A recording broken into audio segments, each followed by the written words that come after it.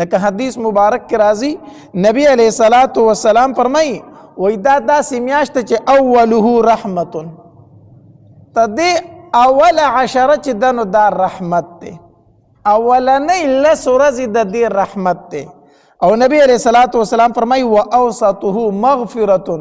او دا منځنۍ لس ورځې چې دینو دا مغفرت دی او نبی علیہ السلام فرمایي واخره عتق من النار او اخره عشره کې خو انسان ته الله تبارک وتعالی د اور د جهنم نه خلاصي ور نصیب کوي علما لیکي وی خلک هم په درې قسمه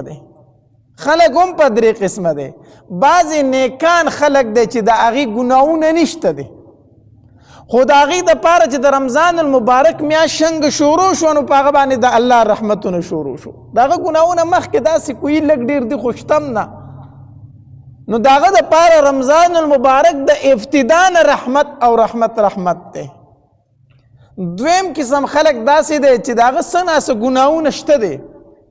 نو چې هغه د اولنۍ لس روجې ونیسي د دې په برکت سره ورته الله دغه ګناهونه معاف کړو نو په دې منځنو لسو کې الله هغه ته مغفرت نصیب کو او دریم قسم خلک داسې دی چې هغه د سر نه واله تر خپو پورې په ګناه کې ډوب دي ټول کال په ګناه کې تیر شوی دی نیکۍ کمې او ګناهونه زیات دي آیا دغه انسان په دې میاشت کې محرومه دی نه دغه انسان هم په دې میاشت کې محرومه نه دی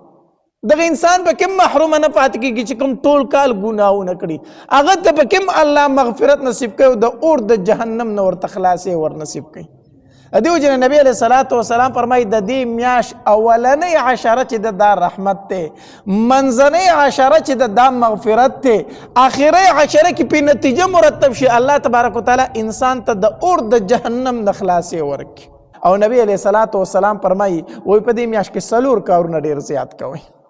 دو کارونه خو داسې دي چې په هغې سره الله تبارک وتعالی راضي کېږي او دو کارونه داسې دي چې هغې ته ستاسو حاجت دی ضرورت خو دی ورته د هغې نه خلاصون نشته دی هغه دو کارونه چې په هغې سره الله تبارک وتعالی ډېر زیات رضا کېږي په هغې کې اولنی دا کار دی چې نبی علیہ الصلوۃ والسلام فرمایي لا اله الا الله د دې کلمې ذکر ډېر کوئ لا اله الا الله دا کلمه ډیره زیاته وایي په دې سره الله تبارک وتعالی ډیر زیات خوشحاليږي په دې کلمې ویلو سره حدیث مبارک کې راځي موسی علیه السلام الله تبارک وتعالی ته یو ځل درخواست وکړو وی الله ماله یو جدا ذکر راکړه چې زه پې تا یادومه الله تبارک وتعالی ورته وفرمایل موسی لا اله الا الله دا کلمه وایه موسی علیه السلام ورته وفرمایل الله دا خو ټول خلک وایي زه ځان له یو ذکر غواړم ځان له الله تبارک وتعالی ورته وفرمایل وی اے موسی کو چرته دا کلمه په یو چابړي کې کېښودی شي او اسمانونه واړه ځمکې او د اسمانونو اوسیدونکي سیوا زمانه او د ځمکو اوسیدونکي دا ټول خلک په بل چابړي کې کېښودی شي په یو چابړي کې لا اله الا الله کلمه کېښودی شي په بل چابړي کې اسمانونه ځمکې او د دې اوسیدونکي کېښودی شي اے موسی دا لا اله الا الله کلمه به درنه شي او دا واړه ځمکې واړه اسمانونه به سپک شي ته دې نه غوره بله کلمه شته دی نه چې زه یې تاله درکړم که وینو ما به تاله درکړې وه خو د دې نه علاوه بله کلمه شته دی نه چې زه یې تاله درکړم حدیث مبارک کې راځي نبی علیہ الصلوۃ والسلام فرمایي څوک چې په اخلاص سره دا کلمه ووایي چې لا اله الا الله دا سمدستي ډایرکټ د الله عرش ته رسي دې ته د اسمان دروازې کولو شي ته دې په قبلېدو کې مخې ته څه شی نه راځي دا سمدستي د الله عرش ته رسي خو په شرط د دې چې دا انسان ځان د غټو ګناهونو نه ساتي د غټو ګناهونو نه ځان ساتي او دا کلمه وایي چې لا اله الا الله دا سمدستي د الله عرش ته رسي د دې په قبلېدو کې هېڅ شک نشته دی او حدیث مبارک کې راځي افضل الذکر لا اله الا الله په ذکرونو کې غوره ذکر چې دی نو هغه کلمه د څه شي ده د لا اله الا الله ده نو نبی علیہ الصلوۃ والسلام فرمایي وایي هغه کارونه چې په هغې باندې الله ډېر زیات خوشحالېږي په هغې کې یو کلمه د لا اله الا الله ده د رمضان المبارک په میاشت کې دا زیاته وایي دویم نبی علیہ الصلوۃ والسلام فرمایي استغفار ډېر وایي استغفر الله داسې وایه یا استغفر الله ربي من كل ذنب واتوب الیه الله تا ته د خپلو ټولو ګناهونو نه توبه وباسمه د خپل ټولو ګناهونو نه توبه وباسمه. حدیث مبارک کې راځي وایي هر انسان خطاکار دی، ګناهګار دی، خطادار انسان نه کېږي. خو نبی علیه الصلاة والسلام فرمایي غوره خطاکار غوره ګناهګار هغه دی چې ګناه ترې وشي او د الله نه بخښنه غواړي، توبه وباسي. توبه نو استغفار ډیر وایه. حدیث مبارک کې راځي نبی علیه الصلاة والسلام فرمایي وی کم انسان چې استغفار ډیر ویلو الله تبارک وتعالی بدل په هر تنگسیا کې لار روباسي، په هر تنگسیا کې به الله تبارک وتعالی دل لار روباسي. او نبی علیہ السلام فرمایي الله تبارک وتعالی به ورته د هر غم نه خلاصون ورکي او د رزق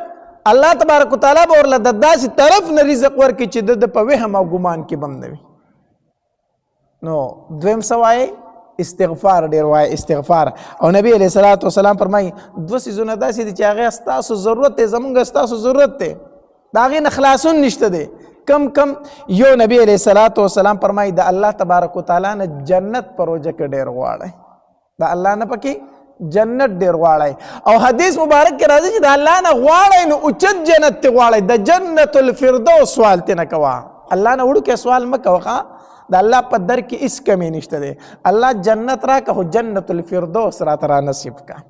نو د الله نه جنت غواړئ او د جهنم نه خلاصون غواړئ، د جهنم نه فنا غواړئ. نو نبی علیہ الصلوۃ والسلام فرمایي د رمضان المبارک کې دا څلور کارونه زیات کوئ. کم یو د لا اله الا الله ذکر، دویم استغفار، په دې سره الله تبارک وتعالی ډیر زیات خوشحالیږي. او دوه کارونه داسې چې د هغې نه خلاصون نشته، یا جنت دی او یا جهنم دی. نو د الله نه د جنت سوال کوئ او د جهنم نه پناه غواړئ چې الله د جهنم نه رات خلاصې را نصیب کا. نو دا څلور کارونه د رمضان المبارک په میاشت کې زیات کوئ. د لا اله الا الله کلمې ذکر ډیر کوئ، استغفار ډیر وای، استغفر الله یا استغفر الله ربي من كل ذنب واتوب الیه، دا سی وای، دا ذکر ډیر کوا. او د جنت سوال کو د الله نه، الله جنت را ترا نصیب کا. او د جهنم نه پناه غواړه، الله د جهنم نه مې وساته. نو به هر حال د رمضان المبارک میاشته ډیره بهترینه او غوره میاشته د الله تبارک وتعالی نه پکې سوالونه کوئ د ځان د پاره. ځکه حدیث مبارک کې راځي نبی علیہ الصلوۃ والسلام فرمایي وی د روزدار د روزه ماتې په وخت کې دعا الله تبارک وتعالی چرې نه رد کوي. د روزدار د روزه ماتې په وخت کې الله تبارک وتعالی